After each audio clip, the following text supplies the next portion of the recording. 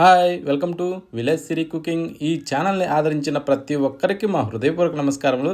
ఇవాళ చాలా మంచి రెసిపీతో మీ ముందుకు వచ్చానండి. చాలా అంటే చాలా బాగుంది. ఈ విధంగా మనం పప్పు చేసుకొని తింటే సూపర్ టేస్టీగా ఉంటుందండి. అది మెంతి కూరతోనే కందిపప్పు కలిపి ఈ విధంగా చేసి తిని తీరాలండి. రుచి మాత్రం చాలా అద్భుతం అండి. ఈ విధంగా ఒక్కసారి ట్రై చేసిన ఎవరైనా సరే వదిలేపెట్టరు, అంత బాగుందండి. ఎలా చేయాలో ఒక్కసారి మన కిచెన్లోకి వెళ్దాం. ముందుగా మనం ఒక కప్పు కందిపప్పు తీసుకోవాలండి. నేనైతే రైస్ కుక్కర్లోకి రైస్ వేసుకునే కప్పు ఉంది కదా, ఆ కప్పుతోనే ఒక కప్పు తీసి అందులో వేశాను. కందిపప్పులో కూడా రెండు రకాలు ఉంటాయి కదండి, అందులో మేలు రకమే తీసుకోండి, మంచి రుచి వస్తుందండి. ఇప్పుడు దాంట్లో నీళ్లు పోసి 1-4 సార్లు ఆ మీద ఉండే ఆ ఎల్లో పౌడర్ పోయేదాకా ఆ టైప్లో మనం కొద్దిగా పిసుకుతూ ఆ నీళ్ళన్నీ వంచేసేయాలండి. ఆ విధంగా చేయండి, రుచి చాలా అద్భుతంగా ఉంటుంది. ఓకేనా, ఒకసారి ట్రై చేసి చూడండి.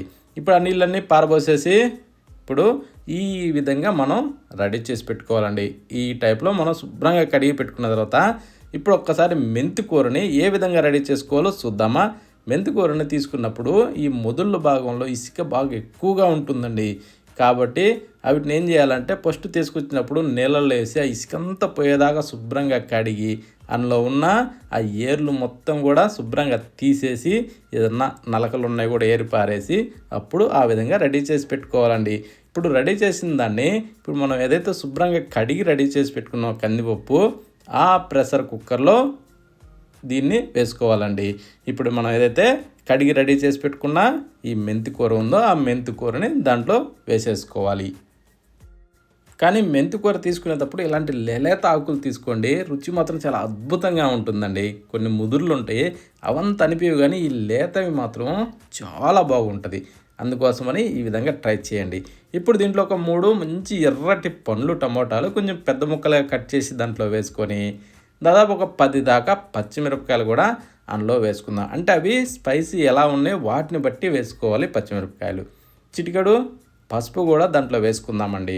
వేశాక ఇప్పుడు మనం ఏం చేద్దామంటే కొద్దిగా నూనె వేసి ఆ తర్వాత ఒక గ్లాసు నీళ్లు పోసుకుందామండి. ఎందుకంటే లోపల మనం ఎంతైతే కందిపప్పు వేసామో ఆ కందిపప్పు మునిగేంత వరకు నీళ్లు పోయాలి. ఓకేనా, ఆ విధంగా నీళ్లు పోస్తే మనకి సూపర్గా ఉడుకుద్దండి. ఇప్పుడు ప్రెషర్ కుక్కర్ మూత పెట్టి విజిల్స్ రావాలి. ఆ టైప్లో మనం రెడీ చేసి ఇప్పుడు స్టవ్ ఆన్ చేసి స్టవ్ మీద ఈ ప్రెషర్ కుక్కర్ని పెడదాం. ఈ ప్రెషర్ కుక్కర్ని పెట్టాక 4 విజిల్స్ అయితే కంపల్సరీ రావాలండి. ఈ లోపల ఉన్న కందిపప్పు ఉడకాలంటే ఆ మాత్రం ఉండాలి. ఇప్పుడు స్టవ్ ఆఫ్ చేసేసి అందులో ఉన్న ఎయిర్ మొత్తం తీసేసేయాలి.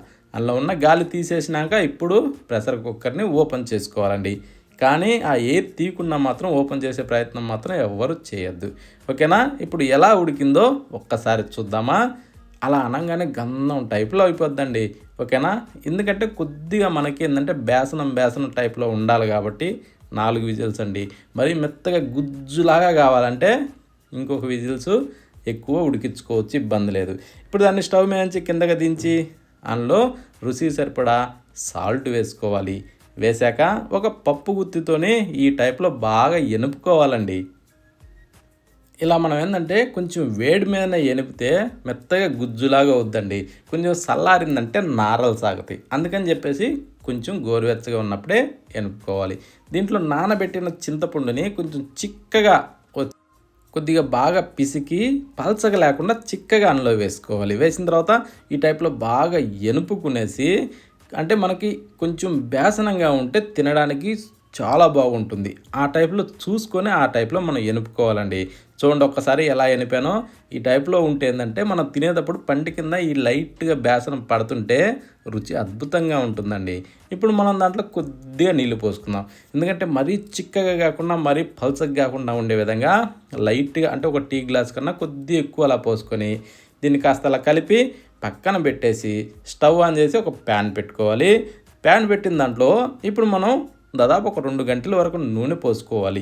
పోసాక వేడెక్కనిచ్చి 1 టేబుల్ స్పూన్ తాలింపు గింజలు, ఆ తర్వాత వెల్లుల్లి రెమ్మల్ని ముక్కులు పొడిసి దాంట్లో వేసి కొద్దిగా అలా వేగనివ్వాలండి. ఈ వెల్లుల్లి రెమ్మలు ముక్కులు పొడిసాం కాదు, అవి కొద్దిగా వేగినప్పుడు ఆ ఫ్లేవర్ అన్నది దాంట్లోకి వస్తుంది.